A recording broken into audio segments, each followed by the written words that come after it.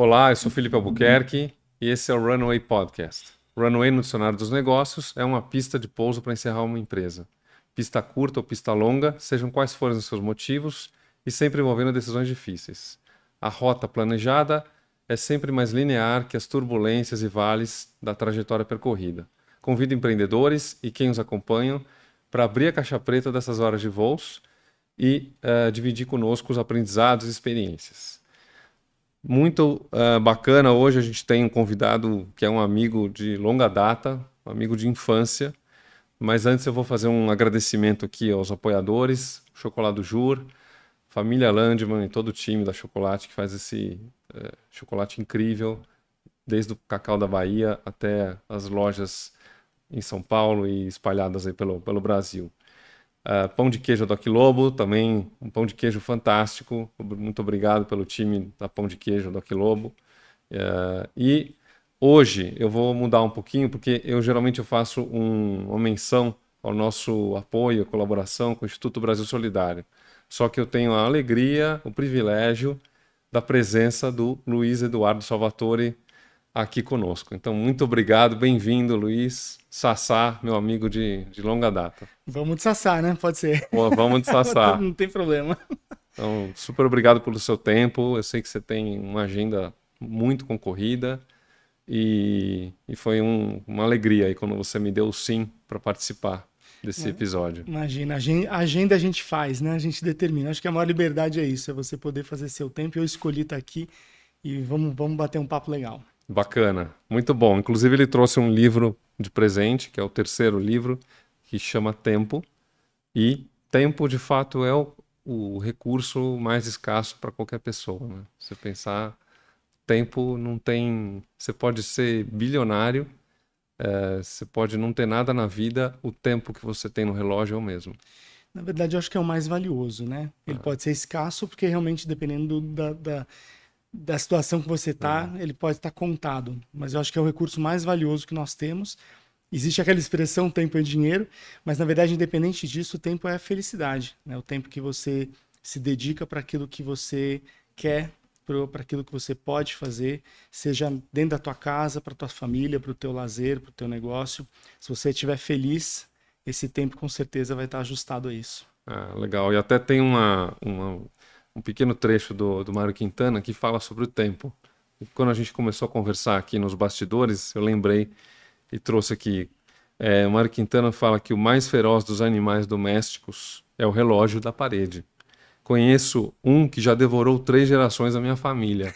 Achei muito legal esse pequeno trecho de Mário Quintana.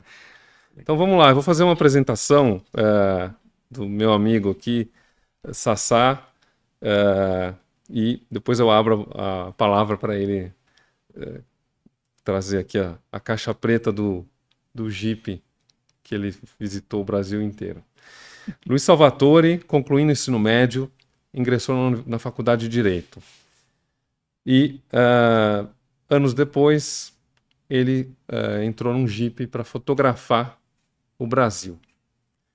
Isso logo consolidou em um dos mais belos livros de fotografia.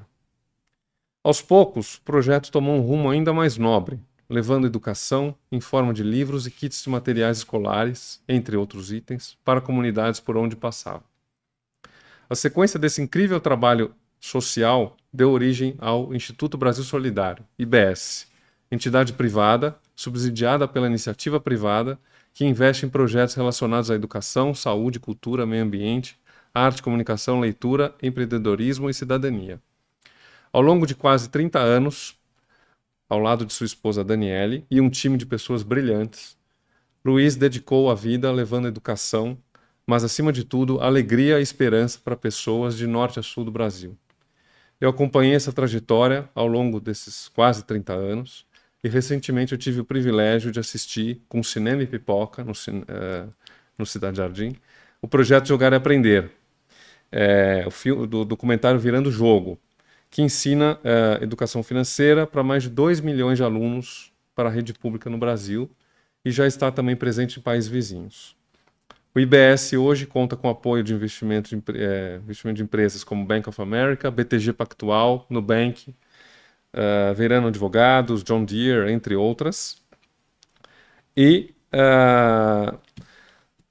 Sassá, vamos lá. São muitos KMs rodados, tem uma sequência aí de collection and recollection de todos os lugares por onde você passou.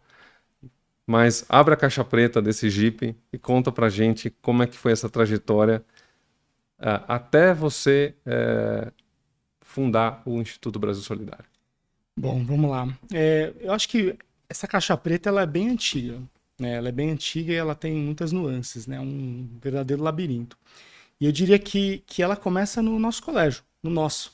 Não sei se o pessoal do Porto vai assistir, acho que sim, né? Imagino que sim. Mas é uma coisa muito bacana, que eu acho que é uma inquietação que, como aluno, eu tinha lá no colégio, né?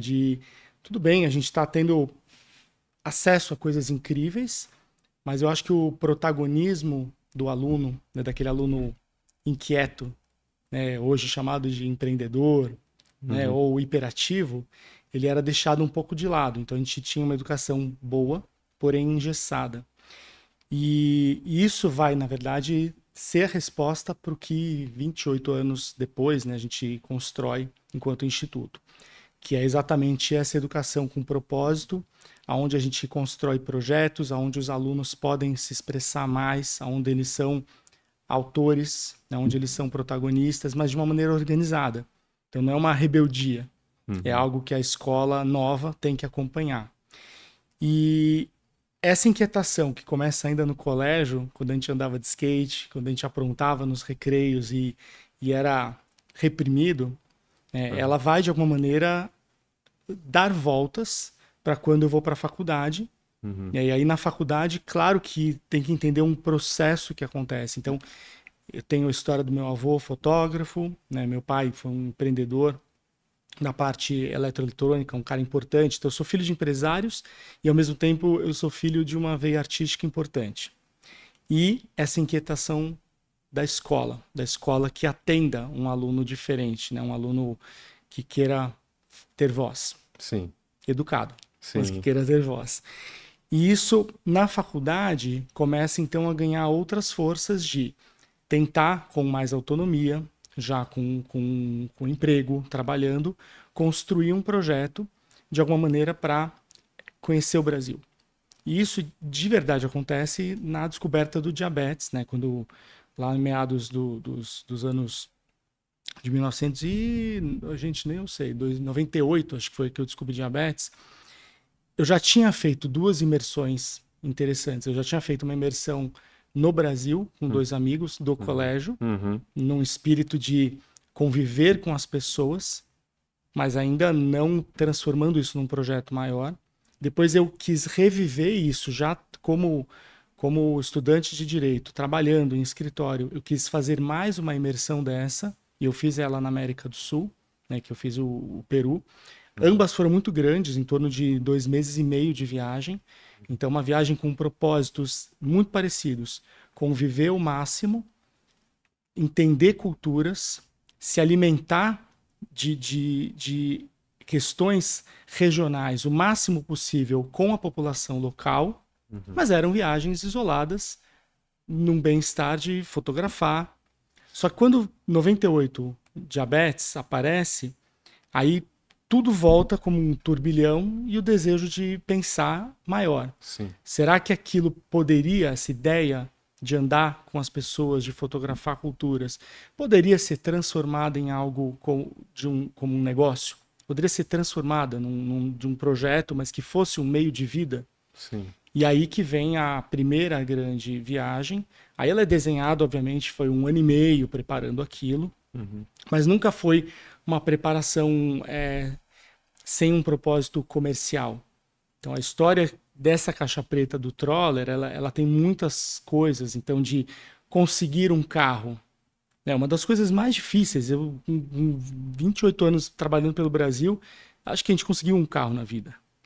Da empresa, da montadora. Sim, uma das coisas mais insanas é tirar um carro de montadora. E eu consegui tirar um carro de montadora em 99.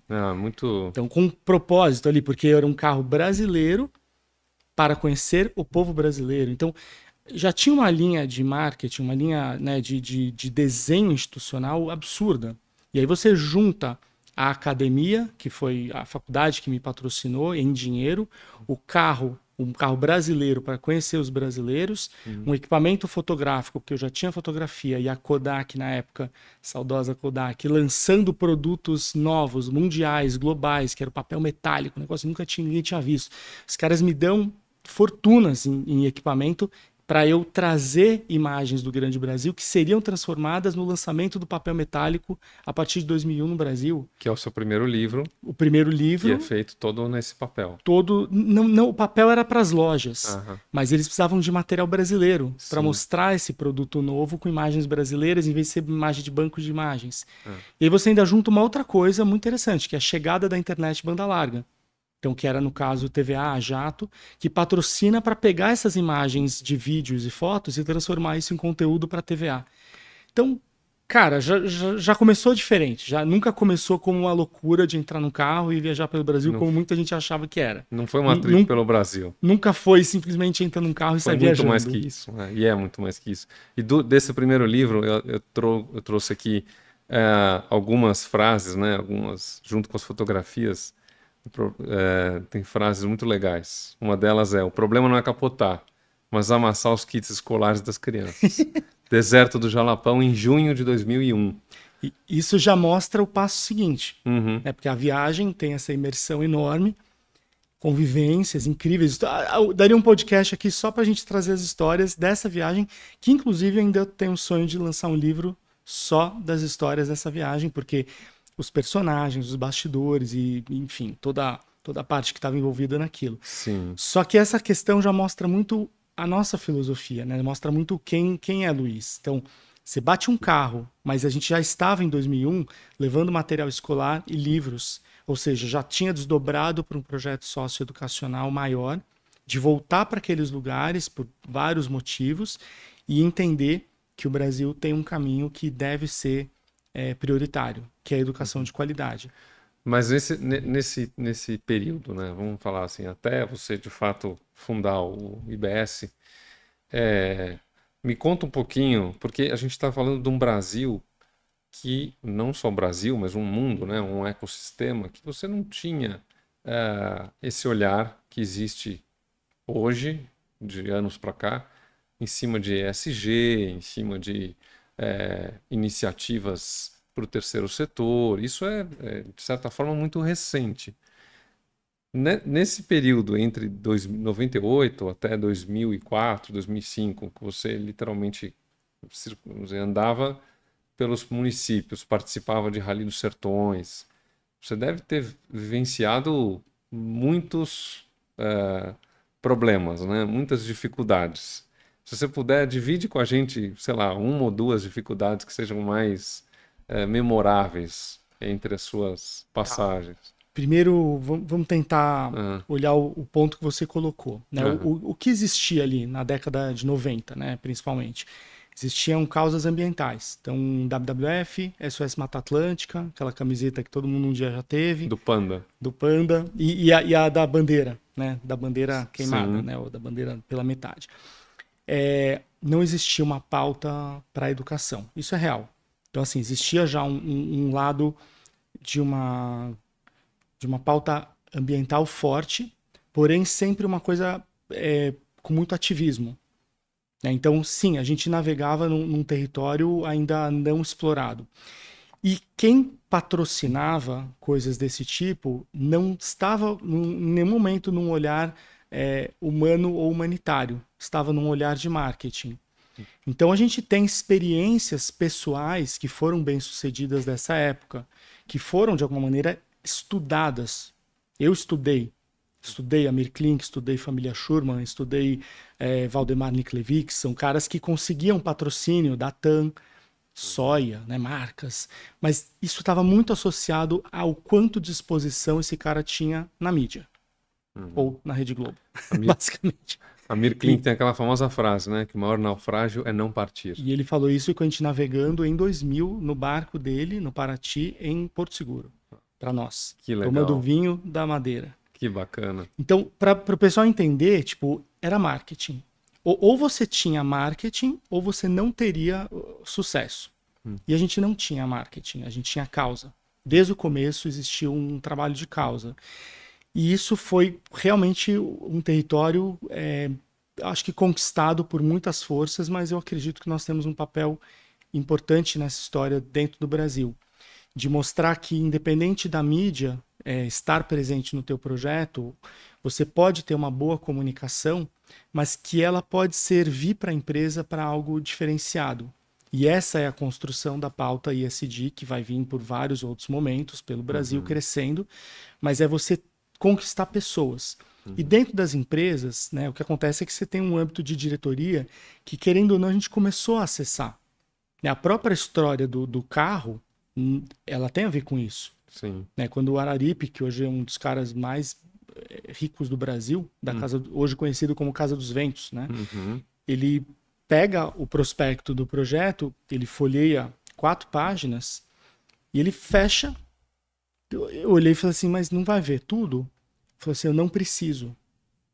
Eu não preciso. Você precisa de um carro para conhecer pessoas. E é o meu carro que você vai ter para conhecer pessoas. Então isso mostra que a nossa relação, ela passou por fora do departamento de marketing. Ela passou pelo lado e a gente foi alcançando gradativamente pessoas sensíveis que estavam já talvez incomodadas com movimentos que ainda não eram vistos, mas que, e isso eu escutei de outros empresários também. Eu vou te apoiar, vou apoiar na época Telebrasil, e isso vai virar depois o Instituto Brasil Solidário. Eu vou apoiar porque você está desencadeando junto com a tua equipe, vocês estão fazendo algo que eu não tive coragem de fazer. Então eu faço questão de hoje, aqui na mesa, bem sucedido, apoiar. Não sei aonde isso vai chegar. Sim. Então hoje a gente pode discutir o quanto avançamos, né, que a gente estava falando um pouquinho antes de começar. Mas essa é uma fala muito importante. Porque ela foge da estratégia convencional das empresas de apoiar um projeto. Sim. E aí isso tem a ver com o propósito nosso de acreditar nas pessoas e mostrar que a educação era um caminho possível. E dentro, obviamente, você citou o Rally dos Sertões, foi né, tivemos pessoas lá que entenderam, e aí tanto pessoas que corriam, como o Paulo Nobre, que até hoje é um patrocinador nosso, quanto a diretoria do Rally dos Sertões, de olhar e falar assim, cara, a gente passa em lugar pobre. A gente passa em lugar com carros milionários, cada vez mais milionários. Com equipes super, vamos dizer, toda a estrutura, né? Nunca foi barato, carrega, né? Nenhum esporte automotivo é barato. Nenhum esporte com motor é barato. Nenhum esporte com motor é barato. Então, se tornou mais caro, mas já era caro. Mas imagina que algum piloto olha e fala assim, eu estou gastando uma fortuna no amortecedor, na equipe, na estrutura, no combustível, e eu estou passando ali numa casa de pau a pique, as pessoas estão dando tchau pro meu carro. Então essa é a visão do piloto, de falar assim, eu preciso ajudar. Eu preciso fazer algo. Talvez a casa que não tenha nem saneamento, na água potável, a famosa água marrom, que até hoje o pessoal vai lá e distribui filtro para poder virar potável. E o outro lado é o evento. Fala, cara, eu estou entrando na casa dessas pessoas, na cidade delas, e eu preciso deixar alguma coisa. Então os Sertões vêm nessa linha de querer levar acesso de saúde, e nós já tínhamos a veia da educação. A gente fala, então vamos juntar as duas coisas. A gente leva a saúde, mas a gente vai deixar algo que é palpável para trabalhar as próximas gerações, que é a educação de qualidade. Legal. Então aí começa o trabalho de bibliotecas e começa o trabalho de olhar para o aluno individualmente, que é através da distribuição do material escolar, que aí a gente dá material, na época, Faber-Castell, coisas incríveis. E anos depois a gente chegou a voltar para lugares que as crianças tinham guardado, porque eram coisas muito boas. E esse é um outro propósito diferente. Dar aquilo para o cidadão, para o aluno, para a escola, que eu dou para o meu filho. E isso foi algumas barreiras que a gente enfrentou. Na nossa caixa preta oculta, tivemos propostas de doações de itens que foram negados. Não eram doados, não eram doáveis. E eu neguei. Isso eu estou falando de empresa grande. E eu falei não. Então, é prepotência? Não, não é prepotência. É que pauta que você quer construir. Né? Como é que você quer construir, como é que você quer se posicionar? Então, é como a gente se posicionou desde o começo, olhando as pessoas, olhando o seu talento e estruturando bens materiais que eram os mesmos que eu poderia estar comprando para minha casa, para meus filhos, para minha vida. Então, não fazer nenhuma diferenciação. Isso é muito legal. Se é bom para mim, é bom para o próximo. Se não é bom para mim, não é bom para ele também. É uma forma, né, da gente. Eu assisti essa série, gostem ou não gostem, mas é um documentário do Jamie Oliver. E ele fala um negócio fantástico, que ele quer levar alimentação, merendas saudáveis para as escolas. Isso a gente está falando de Reino Unido, né? Sim. Um país rico. Sim. Mas ele fala, né, a forma como a gente trata os mais vulneráveis é o que define, de fato, as comunidades, os países, e esse é o legado, né? É você poder colocar para essas pessoas condições saudáveis, educação de qualidade. Isso sim é legado, né? De fato, que vocês vêm disseminando aí, semeando nesse Brasil afora. E isso constrói a tua personalidade enquanto um agente de transformação educacional. Então aí você junta então essa vontade de fazer uma escola legal com a ideia de potencializar então os professores, porque aí a gente pode entrar, são muitas pautas aqui. A gente pode ir desde a parte da parte corporativa, de como a gente conseguiu construir essa agenda, essa pauta e ajudar essa pauta a ISD ser tão potente, porém com questões que respeitem cada um dos negócios. E a gente pode falar dos problemas da educação que são gravíssimos. Como é que soluciona isso? Sim. Como é que uma ONG se propõe a resolver um problema grave, né? Porque hoje não é que 25 anos depois a gente viu grandes melhorias, a gente vê melhorias, mas é um caminhar muito extenso e é um caminhar de mudanças culturais. Sim. E essas mudanças culturais demoram. Então, o propósito de olhar o próximo tem a ver também com uma ideia de não é um convencimento, né? Mas é uma conscientização. E aí você tem a conscientização sobre a saúde, você tem a conscientização sobre o cuidar do meio ambiente, você tem a conscientização sobre que futuro eu posso ter se eu me qualificar melhor com cultura, com acesso a tecnologias, como eu uso tecnologias a favor dessa minha trajetória. Sim. E aí a educação pública é como a gente organiza isso para todos. Mas a necessidade, às vezes, não é só da educação pública. Sim, senão eu não estaria falando aqui de como nasce isso na escola particular. Só que isso a escola particular hoje conseguiu dar muitas voltas, porque é mais rápido. Sim, a pública ainda tem um processo bem mais lento. Decisões mais rápidas. Exato. Que também é outro aspecto bacana abordado num livro chamado Abundance, que fala sobre como esse meio de inovação, as empresas, falando de venture capital, corporate venture capital, como que essas empresas conseguiriam ajudar vamos dizer, a estrutura governamental para poder tornar os projetos viáveis num passo mais rápido. Porque hoje a gente tem uma realidade, isso não estou falando só de Brasil, estou falando do mundo. Existem vários lugares no mundo onde você tem uma morosidade enorme da iniciativa pública, por diversos aspectos. A gente sabe que, acho que o principal deles é a falta de interesse público. Porque quando existe interesse público, as coisas acontecem, né?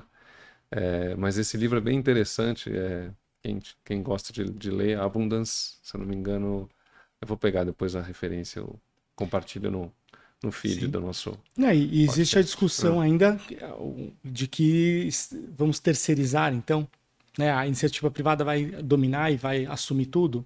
Também é outra questão que tem uma zona cinzenta enorme entre tomar um passo desse. Exato. Não é o correto. Talvez para algumas pastas seja o caminho, para outras não, porque existem conflitos de interesse, mas enfim. Mas eu acho que esse modelo é um que a gente tem conseguido, a gente está dando uns saltos aqui na nossa conversa. Mas não tem problema, não tem certo ou errado, a gente está aqui mas esse é o modelo que a gente hoje, acho que conseguiu com tanta maturidade, né, falando de 2 décadas e meia, que a gente tem essa maturidade de conseguir, então, entender o recurso da empresa investido dentro da educação pública, mas aí o ponto não é assumindo, é dando referências.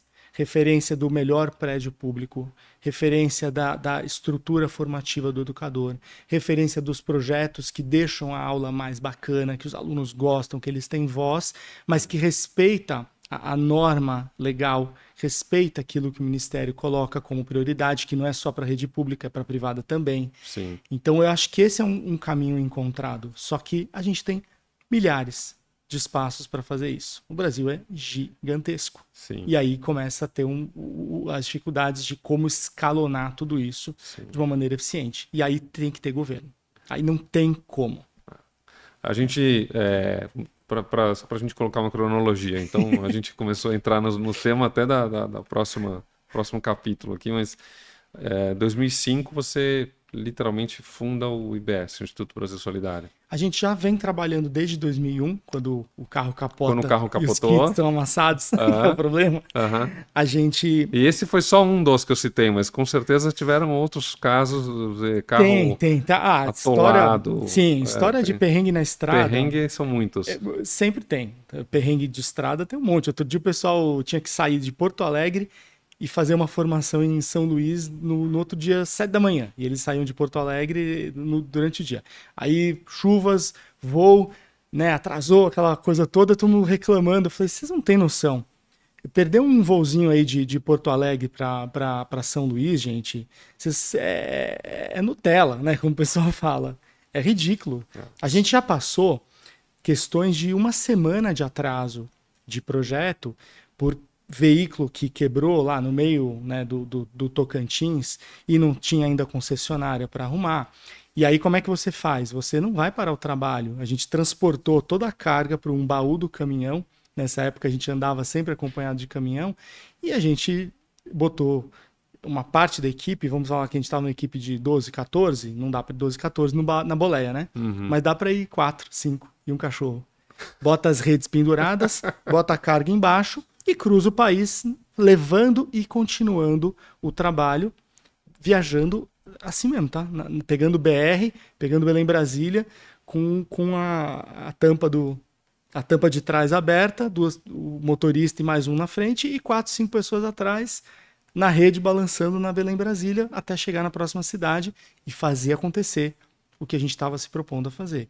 Então, essas histórias, elas acontecem direto, mas elas são maravilhosas, porque elas são acompanhadas sempre desses movimentos locais, de dormir na casa das pessoas, né, de se alimentar com elas, que para mim é uma das coisas mais valiosas que a gente construiu. Aonde está a riqueza né? A riqueza, ela nasce nisso, né? A proposta do projeto é essa, e essa é uma essência que você andando hoje num avião particular ou num carro melhor, você não pode perder essa essência. Exato. Porque é ela que movimenta a nossa engrenagem no caso de promover educação de qualidade.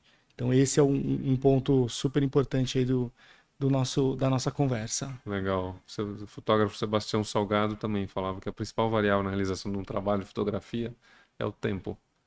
Porque ele falava que não tinha como ele entrar num lugar ele vai fazer fotografia com fugitivo de guerra, como que ele tinha que ficar ali imerso, respirando aquele ambiente para entender de fato. E quando você olha as fotografias, assim como quando você lê um livro, outro dia eu li um livro que você ficava nítido como o escritor ele estava com raiva. Nas linhas, você percebe que a pessoa está descarregando uma linha ali de pensamento, né? E na fotografia acho que não é diferente, né? Cara, é muito legal o que você colocou, porque é algo que às vezes em palestra, a gente dá aula de fotos, né? Então, para o pessoal entender, a gente é bem multidisciplinar e intersetorial. Então, são áreas de trabalho formativa. Então, hoje a estrutura é muito forte para formar os professores, mas ela vem de uma bagagem presencial. Então, todas as nossas atividades formativas são acompanhadas de chão da escola presencial. E nós realizamos oficinas, onde a gente junta o professor, o aluno, a família, nessas atividades. E nas oficinas de foto, elas começam com uma Polaroid. Então, por que uma Polaroid? Vamos voltar no tempo. Não existia e-mail, não tinha WhatsApp, não tinha Instagram, não tinha nem Orkut nessa época. Sim. E a gente tirava fotos e as crianças e professores pediam que mandasse. Imagina o trabalho, voltar, revelar, botar numa carta, escrever lá alguma coisa e mandar de volta. Polaroid é instantâneo. Instantânea, que voltou, né? Inclusive saiu um Relançaram. documentário, acho que foi na CNN ou em um desses canais, um documentário fantástico da Polaroid. Não, Muito legal. é muito bacana. Porque você vê como as empresas podem dar voltas, né? E aí a Polaroid, eu ganho ela em 2002, de aniversário. E aí a Dani me deu, e automaticamente eu levo ela para as escolas. Eu falo, olha, eu não vou mais prometer que eu vou te mandar a foto do correio. Eu já vou te dar essa foto. E aí eu começo a emprestar aquela máquina. Eu empresto a máquina e as crianças podem tirar uma foto só, andando pelo bairro, e uma foto que seja significante para elas. E aí nasce a oficina de fotografia. Então ela nasce disso daí. Só que antes do nascimento da oficina de foto, é o ato da fotografia que move o nascimento do Instituto. Porque exatamente as histórias que estão por trás de uma foto, elas são as histórias que podem fazer com que você saia da sua zona de conforto. E no meu caso foi exatamente isso. É muito fácil você tirar uma foto, publicar um livro, 2 livros, 10 livros. O difícil é você parar, escutar, não só tecnicamente analisar a cena para tirar uma boa foto, mas analisar aquela história para que aquela foto seja mais humana. Mas além disso, dar o segundo passo, que é você recuar e falar: e o que mais eu posso fazer pelo senhor? E isso é o nascimento do Instituto. É o que eu mais posso fazer por você, além de te documentar. Porque o Brasil, na visão dos brasileiros, que é o primeiro livro, ele traz esse aspecto. Como nasce a Telha Brasil e que veio, né, de experiências aí como nós colocamos. Agora, depois, Caminhos de um Brasil Solidário já vai falar fotograficamente e contextualmente de uma ação sendo já realizada pelas pessoas. E o tempo é a maturidade disso. É como transformar isso em um legado efetivo. Como transformar isso numa mudança de vida que a gente consegue acompanhar. Porque hoje nós temos meninas que trabalham conosco, que tinham 14 anos em 2009, quando nós atuamos na escola e que continuamos atuando no município. Só que hoje eu tenho como trazer pessoas assim para formar parte do time do Instituto Brasil Solidário. E isso é maravilhoso. Eu escutei no seu outro podcast com o Caco, você falando sobre, vamos dizer, a evolução das pessoas ingressando no time do Brasil Solidário, como é bacana você ver alguém que era um professor, que passou a ser um coordenador e que hoje trabalha com vocês. Enfim, são pessoas que acho que entendem muito da raiz ali do problema, né? Como que vocês vão administrar e fazer as coisas acontecerem. Achei muito legal isso. Durante um tempo, tinha uma palavra que eu não gostava, que era a palavra... às vezes algumas pessoas de fora falam: vocês fazem um trabalho motivacional ali para os professores. Eu não gostava, porque dava uma ideia daquele motivacional, aquela coisa que a gente vê da palestra, o cara bate palma, faz showzinho, levanta da cadeira. E não, a gente não faz isso.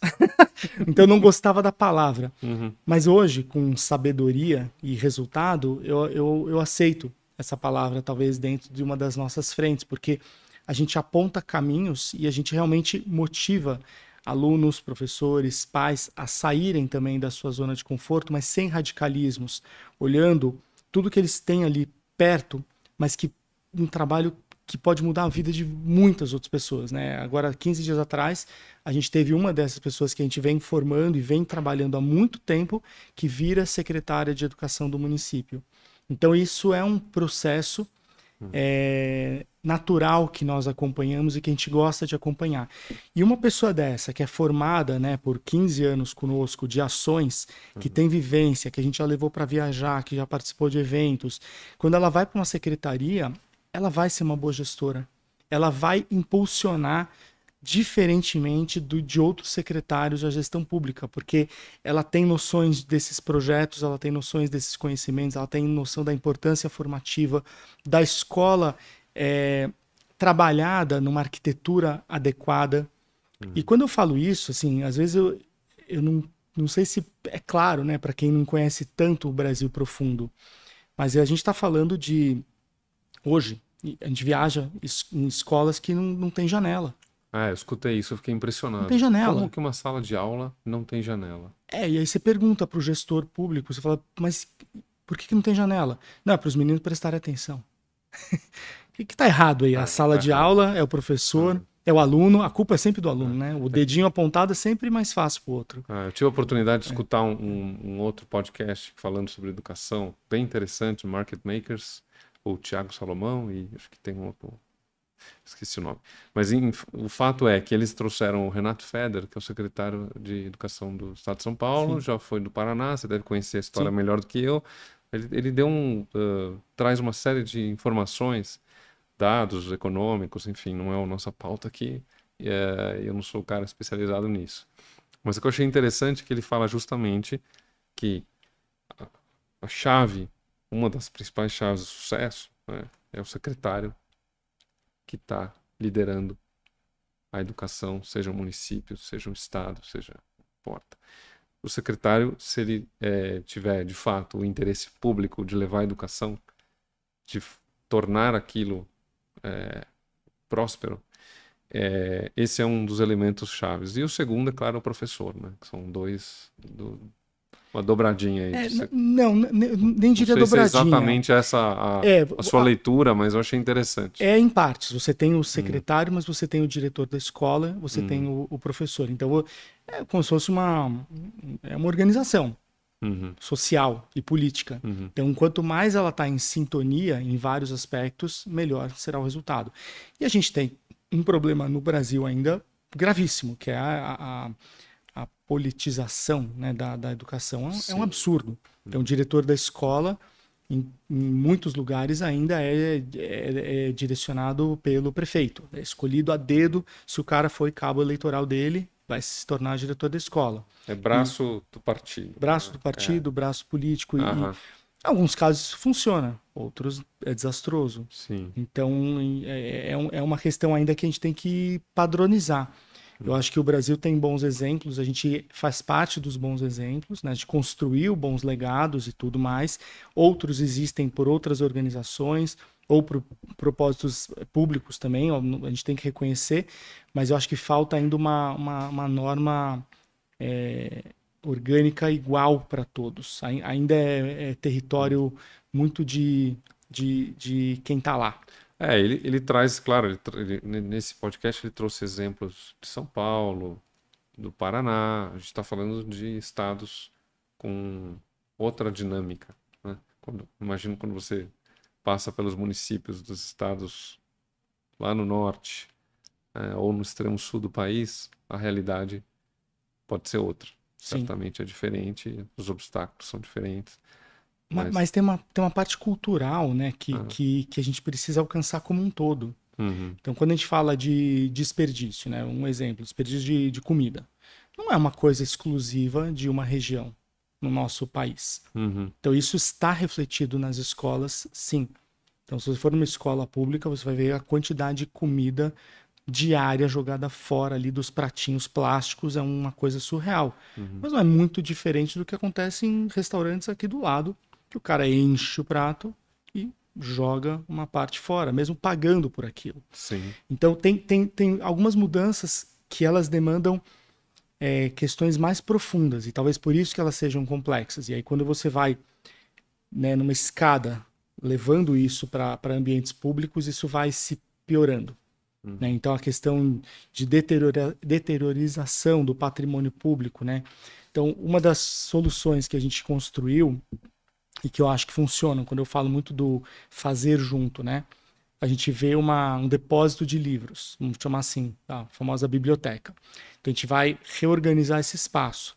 Mas não é só, pode acontecer de contratar uma empresa e construir alguma coisa. Se isso acontecer, o desenho ele vai passar por um desenho verde. Iluminação natural, teto verde, ambientações.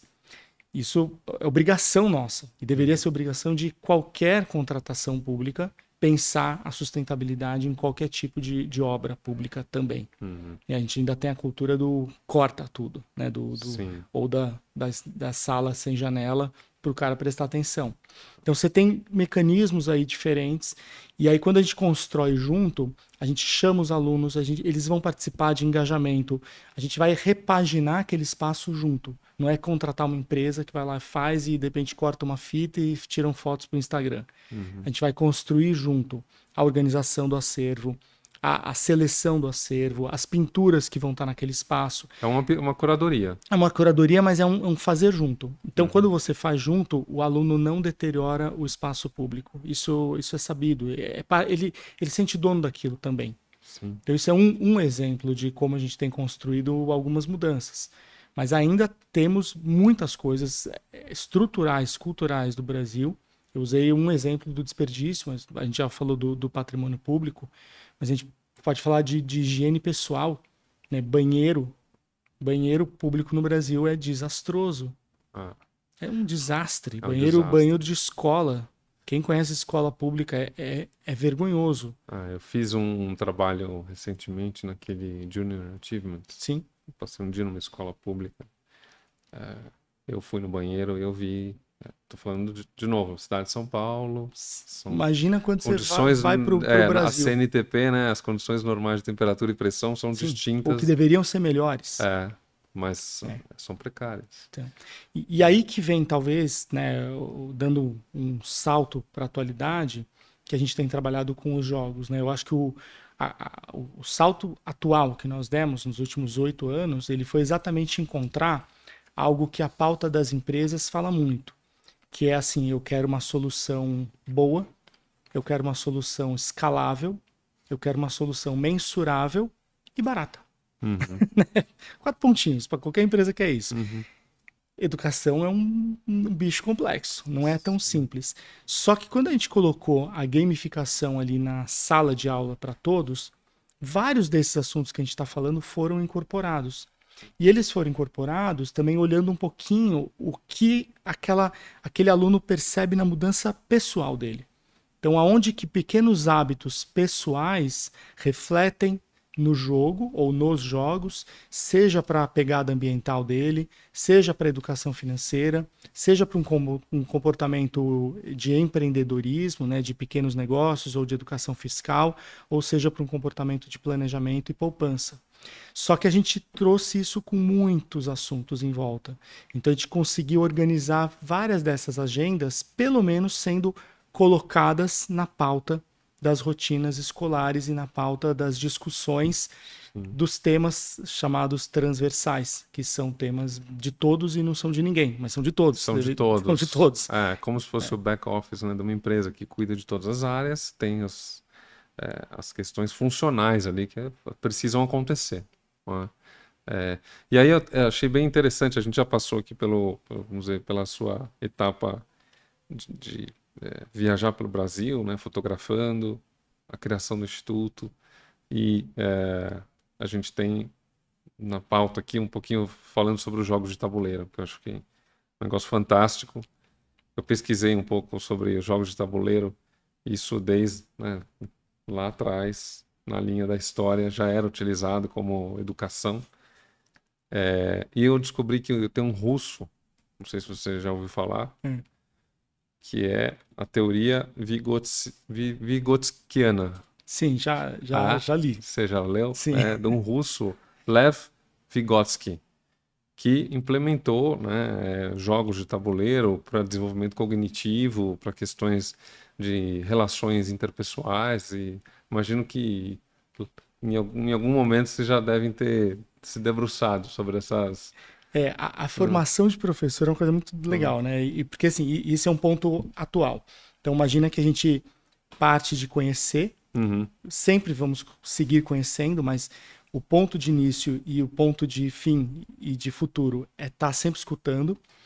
Criam-se programas formativos presenciais, então a gente, época gloriosa, né, de Rally dos Sertões, depois Amigos do Planeta, presencial. Construir escola, reformar espaço, construir biblioteca, construir quadra, espaço sustentável, praças literárias. Então, tudo muito presencial. E aí a gente tem a dificuldade da escala, quando a gente está falando de uma equipe presencial. Então, a gente fazia 10, 15 por ano. É muita coisa. Muita coisa. Tipo, é pesado para o grande Brasil. E aí começamos a trabalhar com jogos. Os jogos eles vão permitir, então, uma universalização de temas, e a gente não vai deixar de ir no presencial, só que a gente consegue espalhar isso de uma maneira organizada. Sim. Aí vem a pandemia. Sim. Que até então a gente estava espalhando, mas ainda era presencial. E a pandemia, para nós, foi um marco super importante. Eu acho que alguns marcos importantes na nossa vida, o crescimento da primeira década, a maturação com grana, que foi o período de 2009 a 2014, quando a gente tinha um varejista conosco todo mês pagando bem, e a gente brilhou, a gente consolidou tudo que a gente tinha aprendido com grana na mão para gastar. Recurso disponível livre para fazer tudo o que a gente quisesse. Como eu falei, de laboratório de informática, que na época ainda era uma coisa que não era vista no Brasil, laboratório de ciências, quadra escolar, oficina de música, construção de escola de música, padaria comunitária, tudo. Ali a gente decolou absurdamente. Mas aí no Runaway a gente teve que pousar. Aí essa grana, de repente, ia falar assim, não tem mais. Acabou. Acabou e não tem plano B. Que passa no filme, né? Que eu vi no documentário. O filme começa nessa fase. Então acabou o dinheiro e não tem plano B. Porque a gente fez tanta coisa com um só que foi incrível. Só que era uma relação de confiança. Então não tinha 20% a gente guarda. Não tinha 20% guarda, não tinha vamos ter a reserva de emergência, não tinha nada disso. Não, tinha... Quando acabar não é que não tinha educação financeira. Não é que não tinha educação financeira, tinha um acordo. Vou te dar uma boa grana, você vai gastar a grana toda. Talvez se eu tivesse tido um aconselhamento lá atrás, eu ia falar, legal, mas vamos pensar em ter uma reserva de emergência? Mas a história é essa, a gente gastou. Então, pouso de emergência total, pé no chão, para tudo, solta todos os paraquedas. Desmontaram a salinha. Desmonta tudo. Escritório. Reduz a zero a operação. Mas a gente tinha um legado enorme acontecendo. Então aí entra foi uma história interessante também, entra uma briga, entre aspas, não vou dizer judicial, mas entrou uma briga dentro do conselho de administração de quem comprou a empresa, e houve uma defesa em nosso nome. E entre indas e vindas de muita encheção que viria se tornar parte da pauta depois de muitos relatórios, que hoje é uma realidade, vem uma multa de uma rescisão. Então, pega aí o dinheiro e fica quieto. Só que a gente tinha onde gastar o dinheiro, porque tinha um monte de coisas empenhadas, tinha 8 escolas já todas em construção. A dor do crescimento, né? Não, mas talvez para os caras, talvez para o grupo que comprou a empresa, que rescindiu o contrato, que foi uma venda, então não vou entrar em méritos aqui de nomes. Mas os caras pegam o dinheiro e não enchem. Esse dinheiro já estava gasto. Então, o que poderia ter se tornado uma reserva de emergência, que seria linda, não, a gente não ia fazer isso com as pessoas que a gente já estava trabalhando. A gente gastou tudo, gastou a rescisão inteira lá que apareceu, a gente queimou ela inteirinha para honrar a nossa palavra. E aí vem o início do projeto novo, para tudo, crise, problema, reconfigura a grana, reorganiza a casa. Não sei se quanto tempo vai demorar para decolar de novo. Aí a gente muda para o Ceará e começa a escutar a possibilidade de começar uma nova frente, que é a frente dos jogos. Olha a volta que a gente deu. Essa frente dos jogos, ela vai ser uma resposta incrível para o modelo atual de trabalho. Mas a gente ainda era presencial. Então, no Ceará, presencial, começa a trabalhar com os jogos de tabuleiros e de cartas, presencial. Pandemia. Ali a gente já começa a entender que aquilo tudo era muito bom. Estou falando de 17, 18, 19, pandemia 20. Sim. Quando vem a pandemia, aí é a hora de decolar, de verdade. Aí é o marco, então, um grande marco quebrar, um outro grande marco renascer com o jogo, e logo depois um terceiro marco, pandemia. Porque a pandemia para nós não é um momento de parar e analisar, é um momento de organizar tudo que nós tínhamos feito no tempo, de pedagogia, de prática, de plano de aula, de sequência didática, de tudo, de estudos, e transformar aquilo em grandes cursos formativos para redes inteiras de professor. E é exatamente isso que a gente tem hoje no modelo. A gente organiza a casa, a gente hoje forma redes inteiras, a gente não forma mais 1, 2 escolas, a gente forma redes inteiras de municípios que vão aprender simultaneamente sobre todo esse histórico que a gente tinha, vão receber o material na sua escola, que aí hoje são 7 jogos, começou com 2, já são 7, agora já vão para 8, 9. Então a gente começa a entrar numa engrenagem que tem o resultado, que tem a escala, que é possível, com uma grana, ela é um baixo custo pensado por impacto de aluno, ela está dentro de um modelo hiper atual, né, de menos tela e mais socioemocional, respondendo língua portuguesa, bom, respondendo matemática. É menos app e mais e essa é a história atual. E aí a gente vai acessar grandes players financiadores que estão na pauta, e obviamente ESG deles, mas a gente tem hoje como, voltando àquela história que eu disse no começo, a gente consegue fazer de uma maneira diferente, respeitando os critérios, aquilo que a empresa quer e tal, mas nós temos as soluções. Nós temos as soluções que muitos querem aplicar. E muitos querem fazer. E aí você tem acesso a orçamentos e pessoas e outras situações que estão nos levando cada dia para um patamar novo de posicionamento, né? De formador de opinião, de como essa educação deve acontecer. E ela também é respondida para as redes particulares, porque a gente leva os meninos a campo. Então nós temos projetos para também imergir os filhos de executivos para irem conhecer isso tudo, mas não é só ir conhecer. Aí tem o DNA do IBS. Esse menino vai ser protagonista, ele vai fazer a oficina dele, ele vai interagir com eles lá. Não é tipo um aquário, vamos lá, ver os menininhos e voltar. É mão na massa. É mão na massa. E eu vi que no documentário vocês mostram como um dos atuais patrocinadores foi a forma como eles tiveram acesso ao trabalho de vocês, né? Vocês fizeram uma apresentação. E aí os filhos de um dos executivos, ou mais de uns, participaram, e aí vocês começaram, de fato, a mostrar todo o trabalho que vocês No pouso de desenvolvem. emergência, a gente não queria parar. Sim. Então a gente continua tentando pegar relações que nós tínhamos. Onde você consegue livro bom? Escola particular grande. Aí nós vamos no Cervantes, a gente faz as primeiras campanhas de arrecadação, negócio incrível, e aí na segunda campanha eu proponho para a escola, eu falo assim, olha, a gente não quer só o livro, a gente quer levar os alunos para montar essas bibliotecas com a gente lá. E aí surge o intercâmbio, que vai ser a virada de chave para o Bank of America chegar conosco quando eu passo a levar os filhos do Juca, e o Juca automaticamente vai entender que tem algo muito interessante no trabalho, ele pode colocar a corporação dele em toda a serviço disso. Hoje, para o pessoal entender, a gente é o maior projeto da América Latina, e existem conversas que podem se tornar global. Então, olha como essa virada foi importante, rápida, mas a gente estava pronto para ela. Acho que isso é importante, você está pronto para quando chega. Porque muitas instituições, ONGs e tudo, às vezes o cara tem uma paulada de grana ali na saída.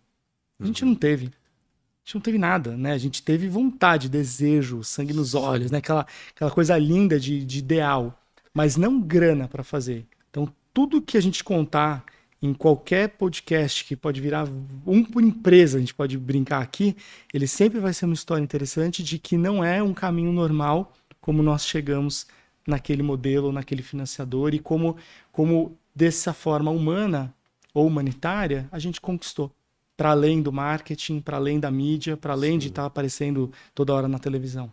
A gente escuta o Davi Velez do Nubank falando sobre o potencial de outros mercados em relação a bancarizar uma população enorme que ainda não tem acesso à conta digital.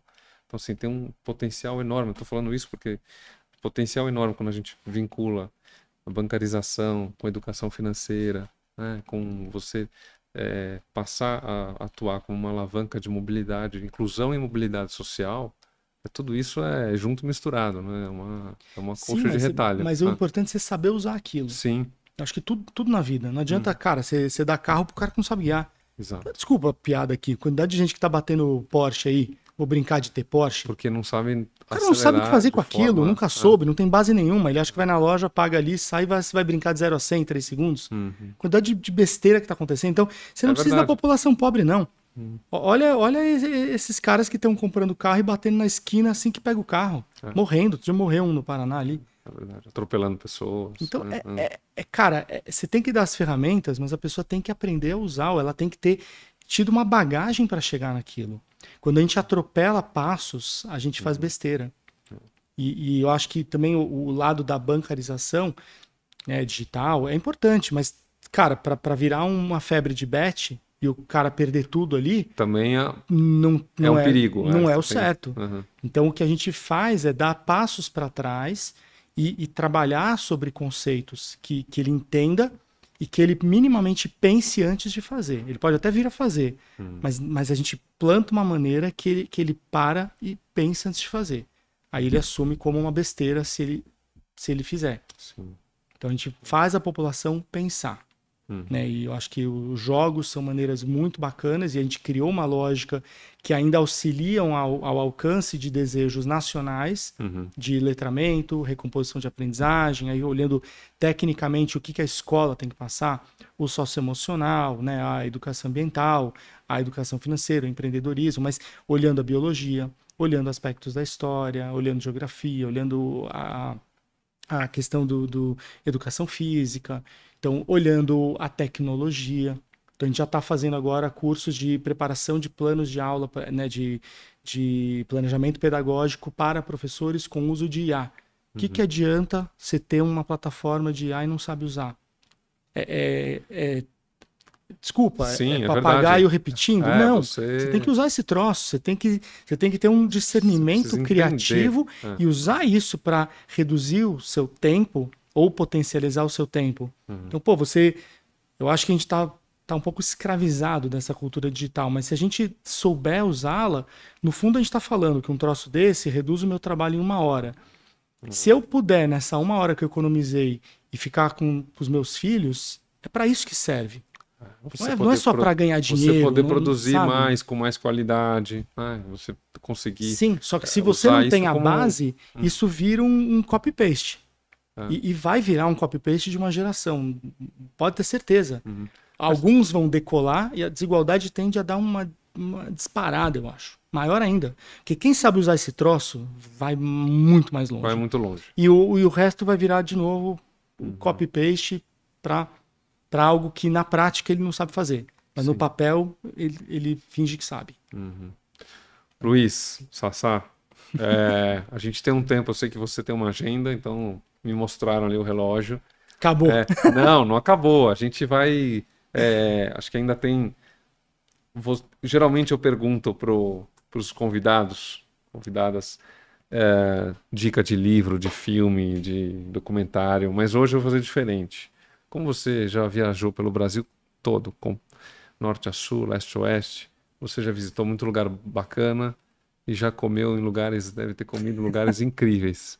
Então, de tudo que você visitou, tem algum lugar assim que você fala, puxa, esse lugar realmente para mim é o... Não vou falar top 1, porque é muito difícil falar alguma coisa top 1, mas top 5, os 5 melhores. Eu vou responder à altura do que a gente conversou aqui hoje. O melhor camarão ou a melhor lagosta que eu já comi não estava num restaurante. Ela estava exatamente num lugar que eu não faço a menor ideia aonde fica, porque não estava com GPS, Sim. mas descendo pela costa brasileira, eu sei que é no Rio Grande do Norte, e numa época muito interessante, eu acho que quem é de São Paulo não tem muito essa cultura, mas ali pelo litoral, né, quando você passa por Alagoas e vai até o Ceará, você tem uma cultura muito forte de estradas pela praia. Sim. Então você de carro 4x4. Você pode fazer aquele trecho todo em praias. Né? Não todo, porque você tem uma parte de pedras, mas você faz muita coisa pela praia, é muito legal. E uma vez eu parei num lugar que eu não faço a menor ideia nem onde ele está geograficamente. E foi o melhor camarão que eu já comi, sem a menor dúvida, numa palhoça dessas que estava ali na beira da praia. Não é restaurante, eu não posso nem dizer. Então, esse tipo de memória, eu acho que é o que vale na nossa história. São as recollections, né? Falar de restaurante aqui, ele é legal, ali não é legal. Melhor culinária para mim é a do Pará. Então, assim, eu falei do melhor camarão, do melhor lagosta. A melhor culinária é do Pará, eu adoro. Adoro, porque eles realmente tem uma coisa ali com a selva amazônica diferente de outras regiões. Uhum. E aí eu não estou falando de Belém, eu estou falando de interiores, mas os interiores da parte dos manguezais grandes ali. Uhum. Então você tem uma questão de sabores ali únicos, de frutas, de temperos, de coisas realmente muito legais. E o que é interessante no que nós fazemos é que é isso, não é restaurante.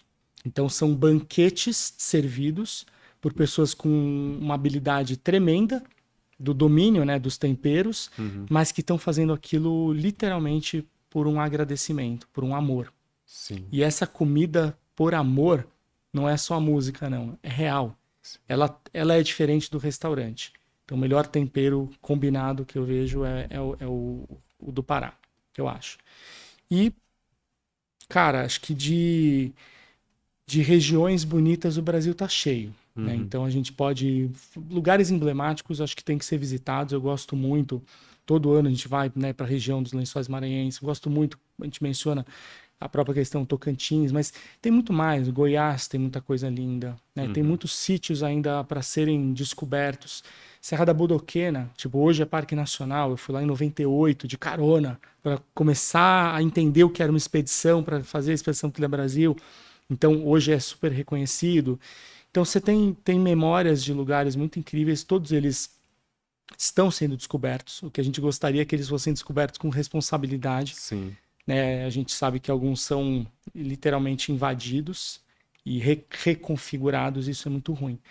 Então, gosto muito de viajar de carro. Então, eu aconselho também as pessoas a pegarem um pouco a estrada, não terem medo de pegar a estrada.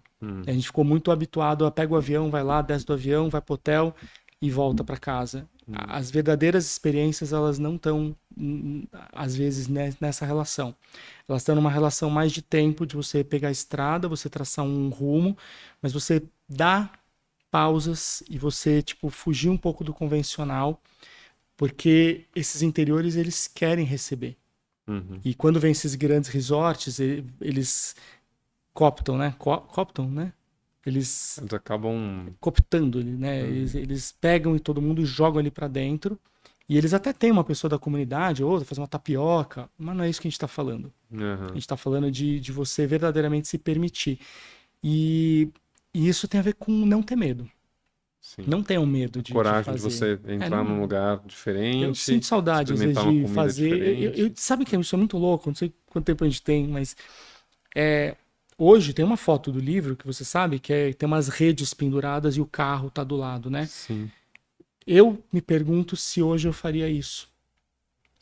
Porque eu fiz isso há 25 anos atrás, com 2 meninas e um cachorro. Sim. E nós não tivemos nenhum problema. Zero. E a gente fez muito isso. E hoje eu me pergunto se eu faria de novo.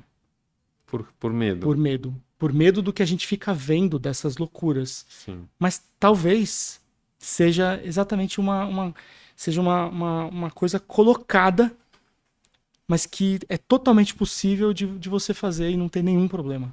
Talvez naquele tempo você não tinha tanto acesso a tantas notícias desastrosas e a gente tinha aquela inocência, né? A inocência que te permite fazer outras coisas. Meus pais, minha mãe, meu pai, eu acho que eles nem sonhavam que a gente estava fazendo essas coisas. Porque talvez como pai, se o Dudu, Malu, vou viajar, vou pegar o carro, tô com uma rede no carro, posso encostar em qualquer canto e dormir, eu não sei se eu ficaria assim, que legal. Eu fui 2 vezes de bicicleta, eu e mais 2, 3 amigos, de Taubaté até Paraty, 2 vezes, acampando e parando em lugares totalmente, assim, sem nenhum planejamento, sem nenhum dinheiro no bolso. E deu tudo certo. Então eu acho que a gente tem que fazer. Mas eu me pergunto hoje, por exato de tanta informação ruim que vem. Mas meu sonho, voltar a poder fazer isso.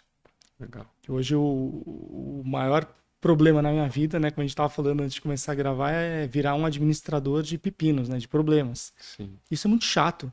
Você deixa de cuidar do que você realmente, do que realmente faz o seu olho brilhar. Que eu gosto, né? A minha essência é essa. E nunca eu vou perder. Acho que quando a pessoa tem um propósito, quando ela tem uma essência definida, é muito fácil ela levar a vida dela toda. Acho que os maiores problemas acontecem quando as pessoas correm até os 50, lá, vamos falar assim, ganha grana, sei lá, Aí, e agora, o que eu vou fazer? Amigo, você tá ferrado, cara. Porque se você não construiu essa base, você não vai começar aos 50, 60 a fazer alguma coisa inusitada, com um propósito. Essas paixões, elas vêm de como você fez a tua vida sempre. Uhum. Você anda de skate ainda? Licença. Não, parei. Eu ando de skate até Levei hoje. alguns Eu ando tombos. de skate até hoje. Meus filhos tiveram skate e aí eu levei uns tombos. Eu falei, não, deixa, isso aqui não é Cara, mais pra mim. eu ando, quebrei punho, quebrei braço, mas eu ando. Mas eu ando de Não, bicicleta, adoro. não Bicicleta. deixo de fazer. Ah, Então, quando tem alguma coisa dessas essências que eu percebo que eu tô deixando de fazer, é hora de prestar atenção e falar assim, tem alguma coisa que não tá legal. Então, hoje a gente tá com um trabalho super legal, mas eu tô sentindo falta da essência. Dessa essência simples que tem que estar longe da conexão. uhum. Porque não adianta, você tá com a conexão, você tá lascado. Hoje eu percebo isso. Eu adorava quando eu ia para lugares que não tinha internet e celular. Isso acabou, isso não existe mais. Não existe, acabou. A gente vai para alguns lugares, uma das primeiras perguntas é se tem Wi-Fi no hotel onde você vai ficar hospedado. Eu sempre tem essa dúvida. Será que tem sinal lá de 4G, 5G? Então é algo que você tem que se permitir. Você tem que se conduzir, você tem que se policiar. E é difícil pra caramba, porque é vício. Vício mesmo, vício em trabalho. Uns têm vício na rede social, outro tem vício no dorama, outro tem vício, cara, no trabalho. A gente tem vício no trabalho, que é um trabalho legal. Mas eu sinto falta de poder estar dedicado a essas pequenas essências que não estavam concorrendo com outros problemas de administração que a tecnologia e o crescimento trouxeram. Bom, muito bom. Já que a gente está falando de tempo, eu vou pedir para você autografar o livro que você me deu. E, pô, baita presente. Vai ficar em cima da mesa, assim como o outro já está. Eu vou aproveitar para